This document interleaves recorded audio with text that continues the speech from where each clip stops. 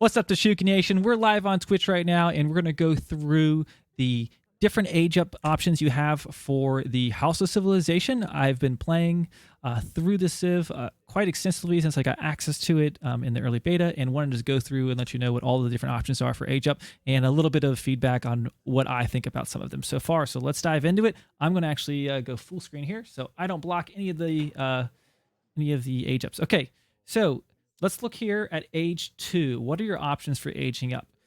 You've got the Berbers, the Hausa, the Moroccan, Songhai, and the Akan. Is it Akan or Akan? And I always say, I'm probably going to butcher some of these pronunciations. Please correct me in the comments. I do want to know how to pronounce this stuff right. So, some of this is very new to me, so help me out with that. Okay, so with the Berbers, you get 1 native embassy, builders, and 400 influence. Now, if you know anything about these new civilizations, they have this resource influence. The 400 influence, I've actually liked this age up a lot in team games, particularly because how this age up works is you also get a native embassy, and you put that embassy down, and you can train these Berber settlers, or nomads rather, and they're kind of like a settler that gets stronger in numbers, but also they cost influence. So this 400 influence from aging up helps you basically produce double the villagers, and this might honestly be a good build for 1v1, maybe a fast fortress or a boom build.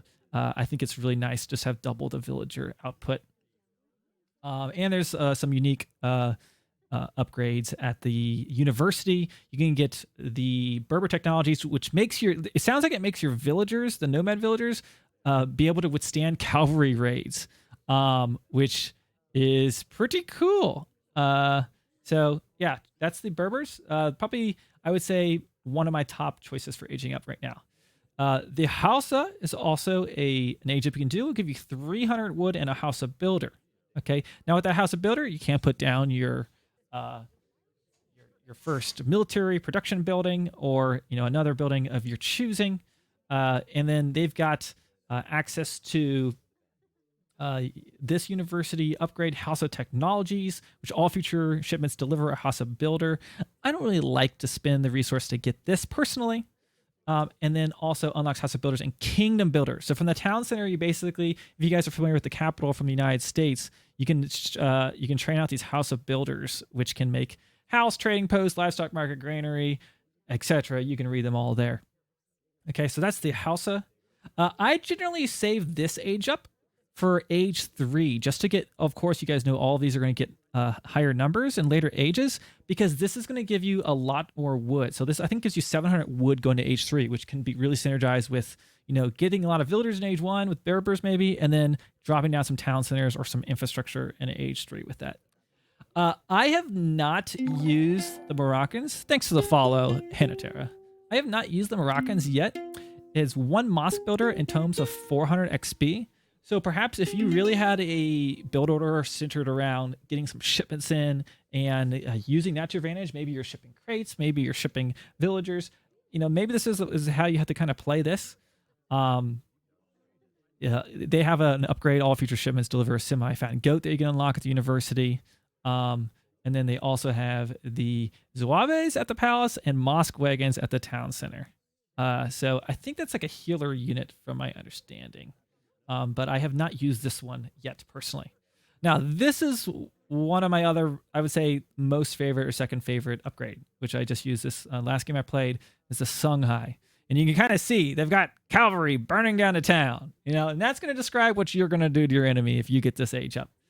You get 1 camp wagon, so you can set down your military production building.